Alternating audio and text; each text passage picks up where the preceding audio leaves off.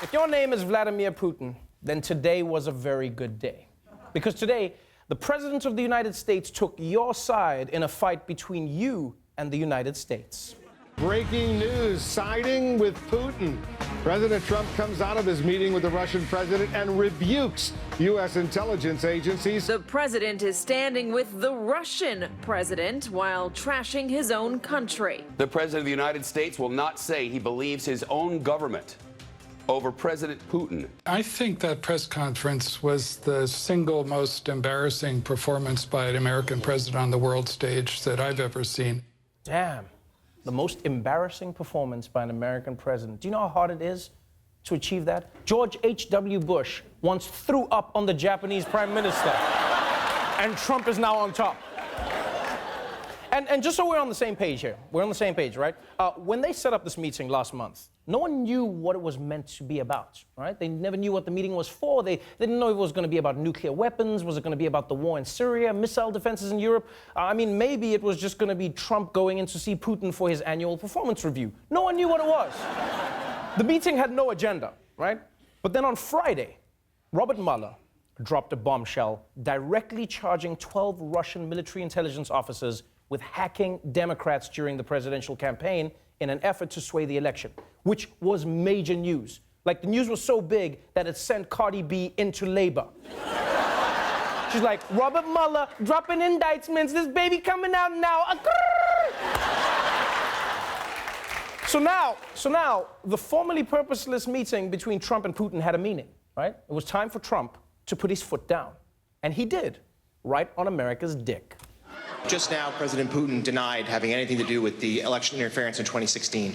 Every U.S. intelligence agency has concluded that Russia did. Who do you believe? All I can do is ask the question. My people came to me, Dan Coates came to me, and some others. They said they think it's Russia. I have President Putin. He just said it's not Russia. I will say this. I don't see any reason why it would be. Really? You don't see any reason not to trust Vladimir Putin? The man was a top KGB spy. He'll steal the shirt off your back. Hell, he stole the shirt off his own back. You can't trust this man. On the list of people to never trust, Putin is right between WebMD and the mom from Get Out. How can you say this? I don't know why not to trust him, because he said it. Like, now I see why Sherlock Holmes fired Trump as his assistant. Sherlock was like, well, you see, Watson, Trump, the mud on his boot contains an oxidant-rich soil found only in the small section of riverbed where the murder took place. Yeah, but he says he didn't do it. My God, how did you even get this job? Electoral college. So basically, Trump believes Vladimir Putin over his own national security team. And he didn't just let Russia off the hook for election meddling. He blamed both countries for the breakdown in their relationship. Do you hold Russia at all accountable for anything in particular? And if so, what would you consider them that they are responsible for? Yes, I do. I hold both countries responsible. I think that the United States has been foolish. I think we've all been foolish. We should have had this dialogue a long time ago. A long time, frankly, before I got to office. And I think we're all to blame. But I do feel that we have both made some mistakes. Now, in Trump's defense, he has a good point. Sure, on the one hand, Russia messed with the US by meddling in their elections. But on the other hand, America held elections. So they were asking for it. Yeah, it makes sense. And look, don't get me wrong. I wasn't expecting Trump to cuss out Putin to his face. But you have to admit, it's pretty wild for the President of the United States to defend Russia against the United States. It's like seeing your team's cheerleader pumping up the other side. It's like, go team, and also their team. Both teams, but mostly their team.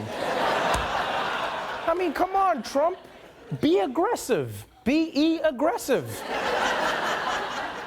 And once again, all of this brings up the old question of what exactly is going on between Putin and Trump. And we still don't know. Like, we may never know. But in a way, it almost doesn't matter, because you have to ask this question. If Trump was some sort of Russian Manchurian candidate, what would he have just done differently, right? Would there be a difference? I mean, in the past week, he's been tearing apart NATO. He declared the European Union America's foe. And now he's taking Russia's side on hacking America's elections. And he's slamming America's intel agencies. But it turns out there is one law enforcement organization Trump does trust. It's Russia's. President Putin was extremely strong and powerful in his denial today. And what he did is an incredible offer. He offered to have the people working on the case come and work with their investigators with respect to the 12 people. I think that's an incredible offer. Are you shitting me? So Putin offered to help investigate his own crime. And President out of the deal over here says, what an incredible offer. Like, how is this real life? Either Putin has something on Trump, which is why he's doing whatever he wants, or Trump is just an idiot who got played. And honestly, I don't know, like, what did we expect? This is what you get when you put a KGB agent up against a KFC agent.